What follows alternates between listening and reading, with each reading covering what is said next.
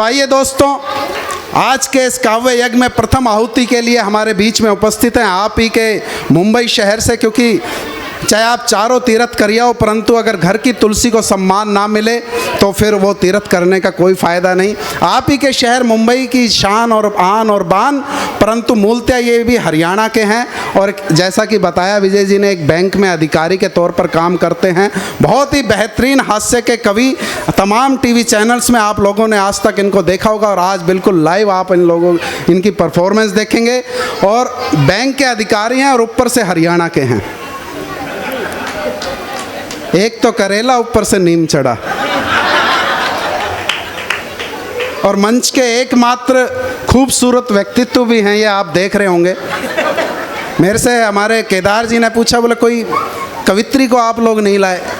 कवित्री भी लानी चाहिए थी, थोड़ा मंच का ग्लैमर बढ़ता। मैं कि कवित्री को तो ले आते। अब जिस भी कवित्री से बात करें वो पूछती टीम में और कौन कौन है। मैं कि एक तो हमारे सुरेश बवंडर जी, उनकी शक्ल ही यमराज जी जैसी है। दूसरे यमदूत जी, किसी की हिम्मत ही नहीं हुई आने के लिए। तो फिर भी हमें लगा कि कुछ तो ग्लैमर होना चाहिए मंच पर, तो फिर हमने संजय बंसल जी को। वाह वाह वाह, क्या परिचय दिया भैया, वाह। और ये इनका अधूरा परिचय इनकी बुद्धि चातुर्य का भी एक उदाहरण रखता हूँ और फिर इनको मैं आप लोगों के बीच में प्रस्तुत करना चाहता हूँ, क्योंकि बैंक के अधिकारी हैं और ऊपर से हरियाणा के हैं और तीसरा बाणिया, और वो भी हरियाणा का बाणिया, बहुत ही चतुर भाई साहब, सबसे चतुर कौम है ये। एक बार ट्रेन में जा रहे, वहाँ पर आपस में बहस छिड़ गई, अलग अलग लोग बैठे हुए थे कि कौन अपने आप में सारा अपना रोब झाड़ने लगे। तो वहाँ पे सबसे पहले एक जाट, उसने अपना रोब झाड़ने के लिए निकाला 50 का नोट फाड़ करके और 4 टुकड़े किए और मुंह में ठक, बोला ये पैसे की वैल्यू है हमारे लिए। तो तभी वहाँ पे बैठे थे एक पंडित जी, उनको लगा कि ले भाई जाट ज़्यादा अपने आप में बन रहा है। पंडित जी ने भी निकाला 100 का नोट और 4 टुकड़े किए और फाड़ कर मुंह में। फिर वहाँ बैठे हुए एक सरदार जी, उन्होंने निकाला 500 का नोट, उसने भी वही काम किया। फिर एक बैठे मारवाड़ी, उन्होंने भी वही काम किया, उन्होंने 2000 का नोट फाड़ दिया। अब संजय भाई सोच रहा तू क्या करेगा, तेरी इज्जत पे मामला बन गया। बैंक के अधिकारी ऊपर से हरियाणा के और तीसरे बनिए, इन्होंने तुरंत अपना ब्रीफ केस खोला, चेकबुक निकाली, उस पर भरा 1 करोड़ और उसके 4 टुकड़े किए और फाड़ कर मुँह में। जवाब नहीं, बहुत सही। 4 पंक्तियों से आमंत्रित करना चाहता हूं मंच के पहले कवि को, और इनकी अतिरिक्त जिम्मेदारी इसलिए भी बन जाती है, इनके आपके समर्थन की अधिक मुझे दरकार है, क्योंकि जो पहला कवि होता है थोड़ा सा व्यवस्थाओं का दौर चल रहा होता है, लोगों का आवागमन चल रहा होता है। तो ये मत समझ लेना कि बहुत ही कमज़ोर कवि है। सबसे मजबूत कवि को आप लोगों के बीच में उपस्थित करता हूँ, जो कि आज के इस कवि सम्मेलन के नींव का पत्थर बनेगा, जिसके ऊपर एक भव्य कवि सम्मेलन की इमारत खड़ी होगी। कि सहज सीधा सरल हो तो उसे कमतर समझते हैं, कि सहज सीधा सरल हो तो उसे कमतर समझते हैं, अदब से हो झुकी नजरें तो फिर नौकर समझते हैं। कि सहज सीधा सरल हो तो उसे कमतर समझते हैं, अदब से हो झुकी नजरें तो फिर नौकर समझते हैं, और तमाशा खुद का ही करके हंसाता है जो लोगों को, उसे सब लोग दुनिया में यहाँ जोकर समझते हैं। जोरदार तालियों से आमंत्रित कीजिए संजय बंसल जी। अच्छा, इस मंच पर सर मेरा, यशदीप जी आपने इस मंच पर मेरा अधूरा परिचय दिया। मेरा एक परिचय तो मेरा ये है कि मैं हरियाणा से हूँ, पर ये मेरा अधूरा परिचय है। मेरा पूरा परिचय ये है, मैं हरियाणा से तो हूँ, पर मैं हरियाणा में उसी सिरसा से हूँ जहाँ से परम पूजनीय संत गुरमीत राम रहीम। ये नहीं, आज तो तुम्हारा जो पहनावा है वो भी मैच कर रहा है उनसे। जी जी जी, इससे आप मेरे चरित्र की ऊंचाई का अंदाजा लगा सकते हैं। बिल्कुल बिल्कुल नजर आया। जी जी जी। अच्छा, लोग कहते हैं कि आपने मीडिया में, अखबार में, न्यूज़ चैनल में हर जगह पढ़ा देखा सुना, गुरमीत राम रहीम ऐसा था वैसा था, अपने झूठे डेरे में ये करता था वो करता था, परंतु किसी भी अखबार ने, किसी भी न्यूज़ चैनल ने आपको ये नहीं बताया गुरमीत राम रहीम बाबा बनने से पहले काम क्या करता था। सर, आपको कहीं से पता नहीं चला गुरमीत राम रहीम बाबा बनने से पहले काम क्या करता था। मैं सिरसा में रहा हूँ, मुझे पता है, आपको बताता हूँ। गुरमीत राम रहीम बाबा बनने से पहले, सर सीटी मत मारिए, सोसाइटी का प्रोग्राम है। नहीं, जब तुम इतने खूबसूरत हो तो लोग सीटी मारेंगे। नहीं नहीं सर, हिंदुस्तान में हालात इतने खराब नहीं हुए कि आदमी को देखकर आदमी सीटी बजाए। नहीं, वो तो 300 जब 377 कोर्ट ने हटा दिया तो डर किसका। जी जी जी जी जी जी जी जी नहीं नहीं नहीं सब बहुत जी, बढ़िया, ये बहुत मेहनत कर रहे हैं सर। जी जी। तो हम बात कर रहे थे सर गुरमीत राम रहीम की, कि गुरमीत राम रहीम के बारे में आपको कहीं से पता नहीं चला कि गुरमीत राम रहीम बाबा बनने से पहले काम क्या करता था। मैं सिरसा में रहा हूँ, मुझे पता है, आपको बताता हूँ। हाँ। गुरमीत राम रहीम बाबा बनने से पहले हास्य कवि था। ओह, वो एक जगह परफॉर्म करने गया, अपनी कविताएं सुनाने गया, वहाँ आयोजकों ने पेमेंट कम दी तो हरियाणा सरकार का 10 साल बाद 300 करोड़ रुपए का नुकसान हुआ। ओहो, इसलिए संजय वैद्य जी आज ध्यान रखें, वरना इतिहास फिर दोहराया जा सकता है। सही है। जी जी। अच्छा, लोग कहते हैं कि गुरमीत राम रहीम के सारे प्रवचन झूठे थे, उसके सारे उपदेश झूठे थे। बेशक गुरमीत राम रहीम के सारे प्रवचन झूठे थे, सारे उपदेश झूठे थे, पर गुरमीत राम रहीम की एक बात बिल्कुल सही थी जो वो अपने हर प्रवचन में कहता था। गुरमीत राम रहीम कहता था, आदमी को अपने बुरे कर्मों की सजा इसी जिंदगी में मिलती है। हाँ, सही है। अच्छा सर, जिस दिन दोपहर को 2 बजे बाबा की सजा का फैसला आया, हमारा 72 दिन तक चीन के साथ डोकलाम विवाद चल रहा था। आपने अखबारों में, न्यूज में पढ़ा, 72 दिन तक चला, विवाद सुलझने का नाम ही नहीं ले रहा था। पर जिस दिन बाबा की सजा का फैसला हुआ, ठीक उससे अगले दिन चीन ने डोकलाम से अपनी सेना वापस हटा ली। मुझे समझ नहीं आया, मैंने विजय जी से पूछा, विजय जी बाबा की सजा का और चीन की डोकलाम से सेना वापसी का आपस में संबंध क्या है, कनेक्शन क्या है? विजय जी ने मुझे बताया, शायद चीन ने डोकलाम से ये सोचकर अपनी सेना वापस हटा ली, जिस देश के लोग एक बलात्कारी बाबा को बचाने के लिए शहर के शहर जला देते हैं, वहाँ मुझे बाहर से आक्रमण करने की आवश्यकता ही क्या है? ओह, वाह वाह वाह वाह वाह वाह वाह वाह, क्या क्या बहुत बड़ी बात कह दी।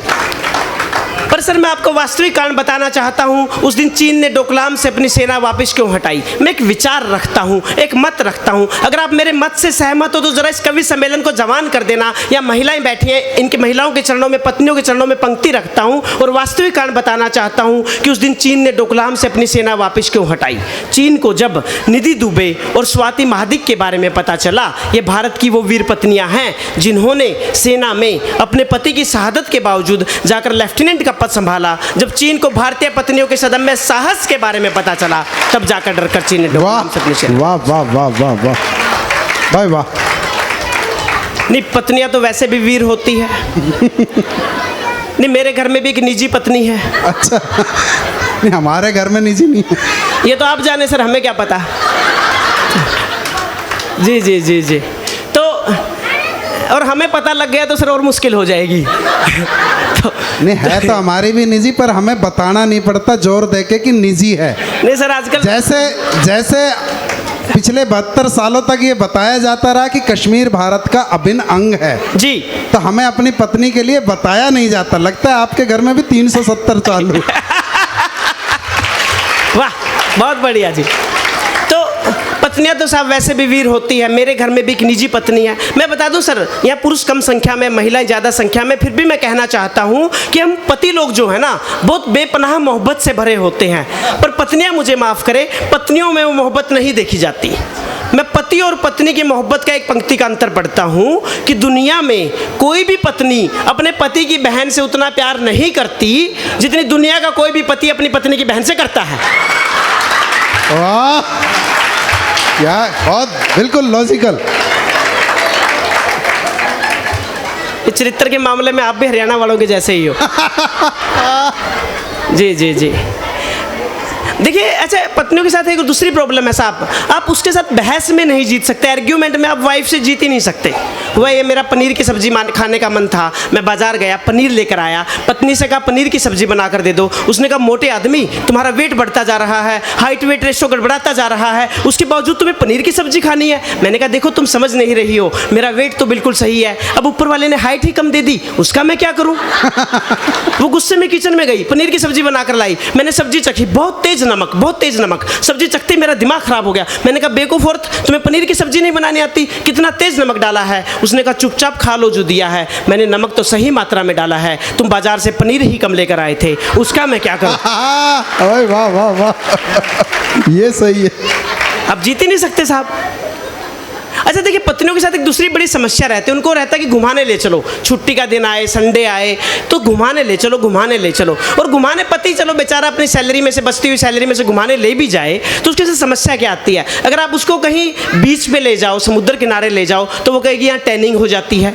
अगर उसको आप हिल स्टेशन पर ले जाओ तो कहेगी मुझे वोमिटिंग होती है, वोमिटिंग सेंसेशन होती है। अगर आप उसको बाजार में ले जाओ तो वो कहेगी कहाँ भीड़ भरी जगह ले आए, किसी सुकून की जगह ले आओ।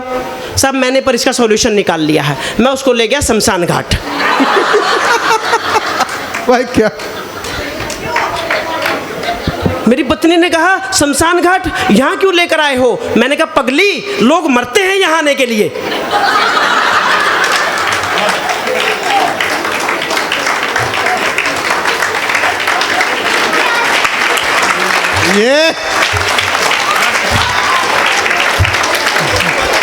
ये सारे उन्होंने ही तालियां बजाई हैं जो शमशान घाट ले जाना चाहते थे। जी जी जी जी बिल्कुल। और देखिए, जब तक कवि लोग हैं तब तक तो हम आपको बचा लेंगे, पर आप हमारी इन बातों पर तालियां बजा रहे हैं, हमारे जाने के बाद आपको भगवान भी नहीं बचा सकता। जी अच्छा देखिए, नहीं फिर सर मैंने ऐसा था कि घुमाने तो लेके जाना ही पड़ता है, फिर भी मैं एक माथेरन पत्नी को घुमाने ले गया। माथेरन हिल स्टेशन, वहाँ आप सभी भी गए होंगे, वहाँ या वहाँ नहीं गए तो किसी भी हिल स्टेशन पर आप गए हों, वहाँ से अपने याद रखिए जो जो मेरे साथ घटनाक्रम हुआ, उस घटनाक्रम का आपको एक कविता के माध्यम से रखता हूँ कि पत्नी की इच्छा पर या यूँ कहिए उसके आदेश पर छुट्टी के दिन घूमने का कार्यक्रम बनाना पड़ा और पिछले इतवार को माथेरन जाना पड़ा। अपने 2 पहिया वाहन से गिरते पड़ते जैसे तैसे माथेरन पहुँचे। हर कदम 2 कदम पर एक आदमी आता, कमरा चाहिएगा साहब ये चिल्लाता। नाना करते जब मैं थक गया था तो मेरे मुंह से सच निकल गया था। मैंने कहा जिसे तुम गैर समझ रहे हो वो अपनी ही है और मुझे कमरा नहीं चाहिए। मैंने कहा जिसे तुम गैर समझ रहे हो वो अपनी ही है और मुझे कमरा नहीं चाहिए, क्योंकि साथ वाली मेरी पत्नी ही है। खबर जंगल में लगी आग की तरह फैल गई, फिर किसी की कमरा तक पूछने की हिम्मत नहीं हुई, क्योंकि सभी जानते हैं शादीशुदा आदमी घर में ही कहाँ पत्नी से प्यार करता है, फिर बाहर पैसे खर्च करके करेगा। ऐसा बेवकूफ़ पति किसको कहाँ कौन मिलेगा। क्योंकि बात बेशक कड़वी हो पर सच्ची लगती है, पत्नी हो या नौकरी हमेशा दूसरों की अच्छी लगती है। खैर कुछ दूर आगे बढ़े, एक घोड़े वाला आया, बोला साहब माथेरन घुमा दे। मैंने कहा कहाँ कहाँ घुमाओगे? उसने कहा झील, हनीमून पॉइंट सब दिखा देंगे। मैंने कहा चार्ज कितना करोगे? उसने कहा 700 रुपये लगेंगे। मैंने कहा 700 रुपये तो दे दूंगा, पर तुम बाद में ये तो नहीं कहोगे 10 मिनट वहाँ ज़्यादा लगी थी उस नाम का अलग से लगेगा, 15 मिनट वहाँ ज़्यादा लगी थी उस नाम का अलग से लगेगा। मेरी पत्नी ने पीछे से टोका, इतनी शर्तें क्यों खोल रहे हो, इतना मोल भाव क्यों कर रहे हो? मैंने कहा तुम चुप रहो, आज से ठीक 2 साल पहले मैंने मेरे घर से तेरे घर तक घुड़सवारी की थी, पर शर्तें नहीं खुली थी, रेट भी तय नहीं हुआ था, इसलिए आज तक भुगतान कर रहा हूं, या यूं कहिए आज तक भुगत रहा हूं।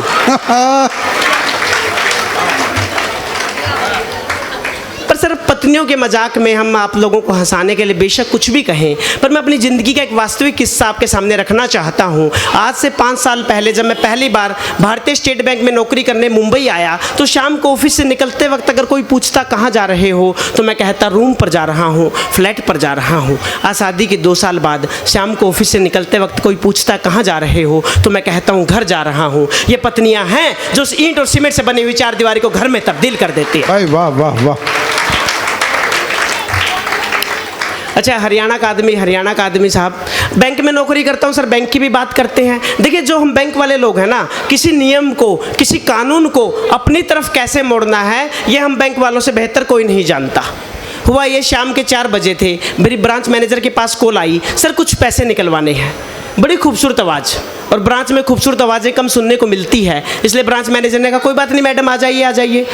भयंकर बदसूरत लड़की, देखते ही ब्रांच मैनेजर का दिमाग खराब हो गया। बोले नहीं विड्रॉल नहीं हो सकता। बोले क्यों सर, अभी आप फ़ोन पर तो कह रहे थे कि विड्रॉल हो जाएगा, अभी मना कर रहे हैं, ऐसा क्यों? बोले देखिए नेगोशिएबल इंस्ट्रूमेंट एक्ट में साफ साफ लिखा हुआ है अगर वर्ड्स और फिगर में अंतर हो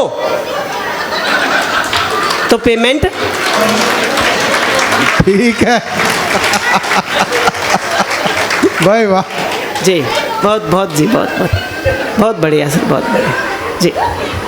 हरियाणा का आदमी साहब, देखिए हम हरियाणा का आदमी, यशदीप भाई आप भी हरियाणा से हैं। हरियाणा के लोगों पर एक आरोप लगता है कि हरियाणा का आदमी उल्टे जवाब देता है, पर मैं इस आरोप को सिरे से खारिज करता हूँ। ऐसा नहीं है, हरियाणा का आदमी उल्टे जवाब नहीं देता, वो प्रैक्टिकल जवाब देता है, व्यवहारिक जवाब देता है। किसी परिस्थिति में जो जवाब सबसे ज़्यादा फिट हो वो देता है। हुआ ये, हरियाणा की एक लड़की मुंबई आई, बेस्ट की बस में बैठी, उसके बगल में सीट खाली थी, एक लड़का आकर बैठ गया। लड़के ने देखा लड़की अकेली है तो छेड़ने के उद्देश्य से पूछ लिया, मैडम टाइम क्या हुआ है।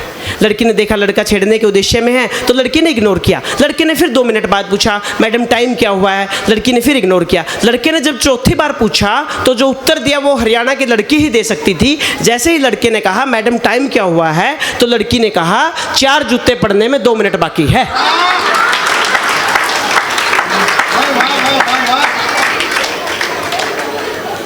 नहीं साहब, अच्छा हरियाणा के तो साहब बच्चे, यहाँ बच्चे फिर भी शांति से बैठे हैं। हमारे हरियाणा के बच्चे भी बड़े तेज होते हैं साहब। एक बच्चा चॉकलेट खा रहा था, मैंने कहा बेटे चॉकलेट नहीं खाते, चॉकलेट खाने से दांत खराब हो जाते हैं। उसने कहा अंकल जी आपको पता है मेरे दादाजी 100 साल तक जिए और 100 के 100 साल तक उनके दांत बिल्कुल सही रहे। मैंने कहा वेरी गुड, तुम्हारे दादाजी चॉकलेट नहीं खाते होगे। नहीं अंकल जी, चॉकलेट खाने वाली बात नहीं है, दरअसल मेरे दादाजी दूसरों के मामले में टांग नहीं अड़ाते थे।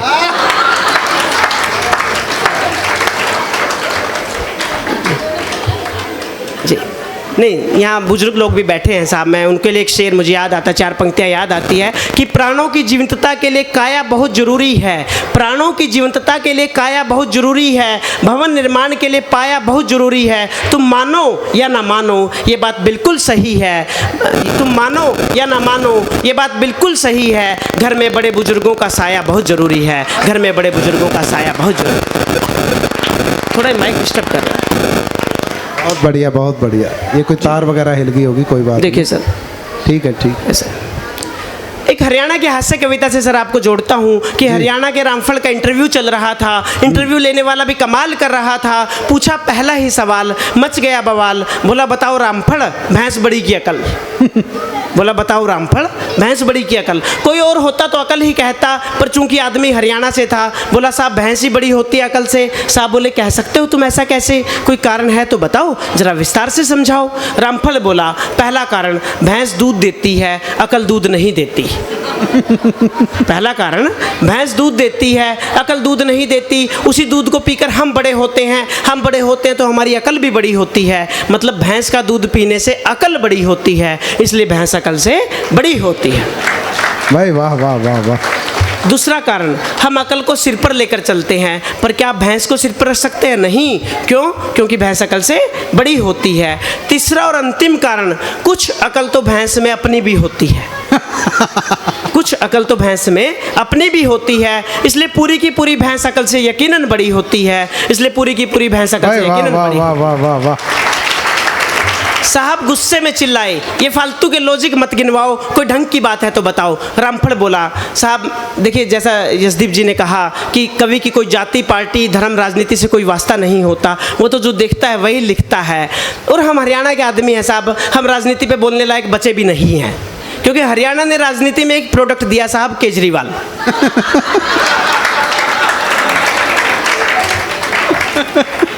भाई साहब कमाल का बंदा है। मैं देख उसका जो यूज हरियाणा वालों ने किया साहब, वो कोई नहीं कर सकता दुनिया में। हरियाणा में मैं होली पे घर गया हुआ था, वहाँ पर गुलाल बिक रहा था, केजरीवाल गुलाल 5000 रुपये का 10 ग्राम। मैंने दुकानदार से पूछा भाई साहब ये इतना महंगा क्यों गुलाल है? मतलब इस गुलाल की ऐसी क्या खास बात है इतना महंगा है? दुकानदार ने मुझे बताया एक बार इस गुलाल को तुम गाल पर लगाकर छोड़ दो, हर 10 मिनट में रंग बदल लेता है। क्या? वाह वाह वाह वाह। अच्छा राजनीति की बात चले तो साहब राहुल गांधी की क्या बात करें। मुझे याद है विराट कोहली और अनुष्का शर्मा की शादी हुई थी साहब, उसके बाद दीपिका और रणवीर की शादी हुई इटली में। उस दिन जिस दिन विराट कोहली और अनुष्का शर्मा की शादी हुई थी, उस दिन मैं दिल्ली के एक प्रोग्राम में था। वहाँ से मैंने कहा था कि विराट साहब, हिंदुस्तान की जिस जनता ने अपने प्यार से आपको विराट बनाया, हमें और अच्छा लगता अगर आप हिंदुस्तान के किसी कोने में शहर शादी करते, किसी शहर में शादी करते। पर चलिए चलिए चलिए, ये आपका विशेषाधिकार है, आप कहीं भी शादी करिए, दुनिया के किसी भी कोने में जाकर शादी करिए, पर शादी के लिए आपने चुना भी तो इटली को। अरे कोहली साहब जरा इतिहास से सबक लेते। आज से 50 साल पहले इटली में एक और शादी हुई थी, और जहाँ तक हमारी जानकारी है उसकी प्रोडक्शन अच्छी नहीं निकली।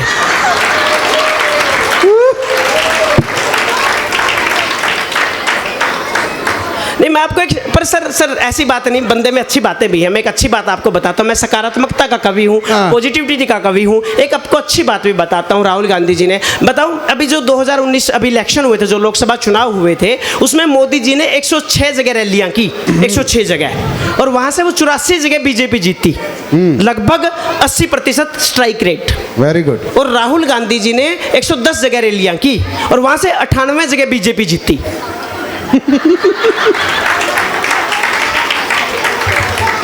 जी, अच्छी है परफॉर्मेंस। जी, परफॉर्मेंस बहुत अच्छी है जी। रामफल बोला, जिस देश में, साहब मैं कारण पढ़ रहा हूँ कि 70 साल की इस देश की आज़ादी के बावजूद इस देश में भैंस अकल से क्यों बढ़ी है। जब देश में आर्थिक विषमताएं देखते हैं, आर्थिक विसंगतियां देखते हैं, तब पंक्तियां पढ़ता हूँ कि रामफल बोला, जिस देश में सेना के ऑपरेशन को लेकर भी की जाती हो राजनीति, जिस देश में सेना के ऑपरेशन को लेकर भी की जाती हो राजनीति, जहाँ जहाँ राष्ट्रभाषा हिंदी को लेकर भी अपनाई जाती हो विरोध की नीति। साहब कमल हसन साहब बड़े एक्टर हैं, उन्होंने कह दिया कि हिंदी को अनिवार्य मत बनाइएगा।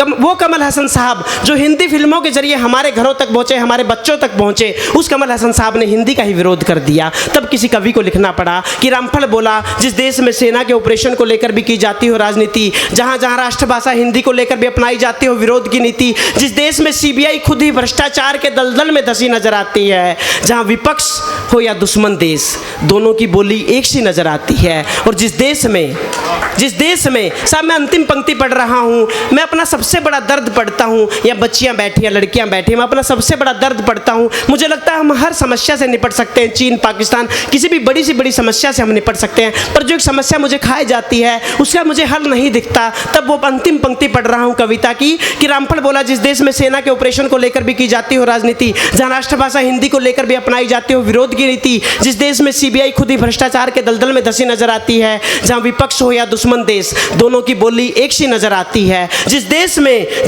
में शेल्टर होम तक से बच्चियों के चीखों की आवाज सुनाई देती है, उस देश में यकीनन भैंस अकल से बड़ी हो ही जाती है। वाह वाह भाई, वाह वाह वाह वाह वाह वाह वाह, गुड। और अंतिम रूप से सर हमने बच्चियों की बात की साहब, मैं बता दूं साहब, देखिए मुझे याद आता है, हम अपने घरों में अपनी बेटी को बेटा कहकर बुला लेते हैं, परंतु अपने बेटे को कभी भी बेटी कहकर नहीं बुला पाते। क्यों? कारण बताता हूँ, क्योंकि ज़रूरत पड़ने पर एक बेटी का रोल भी अदा करती है, बेटे का रोल भी अदा करती है, परंतु दुनिया का कोई भी बेटा ज़रूरत पड़ने पर बेटी का रोल अदा नहीं कर पाता। भाई वाह, बहुत बढ़िया भाई, वाह वाह वाह। मुझे 4 पंक्तियां याद आती बेटियों के समर्थन में कि वक्त के सांचे में अपने आप को ढाल लेती है, वक्त के सांचे में अपने आप को ढाल लेती है, मुश्किल कितना भी हो सवाल वो हल निकाल लेती है। और 2 दृश्य याद करिएगा साहब, एक क्रिकेट वर्ल्ड कप जो न्यूजीलैंड के साथ हुआ था, सेमीफाइनल का वो दृश्य और ज़मीन की तरफ देखते हुए वो 11 खिलाड़ी, और एक दृश्य पीवी सिंधु सब जब वो आसमान की तरफ देख रही थी। 2 दृश्य एक साथ याद करिएगा, तब पंक्तियां सुनिएगा साहब कि वक्त के सांचे में अपने आप को ढाल लेती है, मुश्किल कितना भी हो सवाल वो हल निकाल लेती है, जहां जहां जहां बेटों ने झुका दी शर्म से गर्दने, वहां बेटियां आगे बढ़कर तिरंगा संभाल लेती है, वहां बेटियां आगे बढ़कर तिरंगा संभाल लेती है। जिंदाबाद। बहुत धन्यवाद, बहुत धन्यवाद, बहुत धन्यवाद, धन्यवाद, थैंक यू वेरी मच।